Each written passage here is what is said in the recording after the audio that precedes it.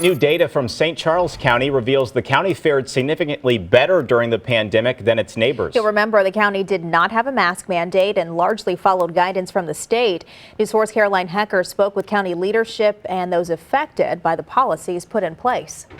Downtown St. Charles saw an influx of people from Illinois and surrounding counties during the height of the pandemic.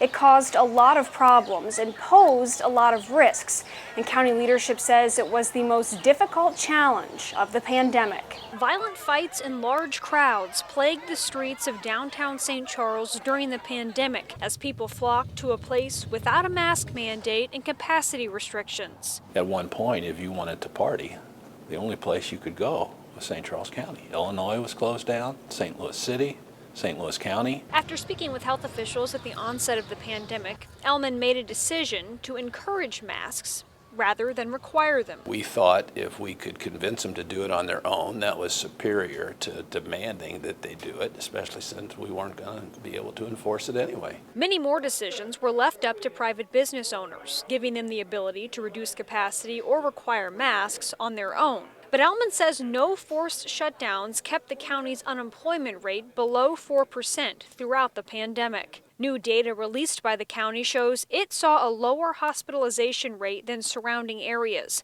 and its population's death rate is half of that of St. Louis County. Local restaurant owners say it was a tough year, but it could have been worse without the power to make their own decisions. St. Charles has given us the option to run our businesses freely for the most part, and it is a direct correlation to the profitability of this restaurant. So what do St. Charles County residents think of the county's decisions over the last year? They've used common sense and reasoning and let people trust the constituents, the people out here, to make the right decision. It's not mandated, but then people are still taking precaution, so people are still safe.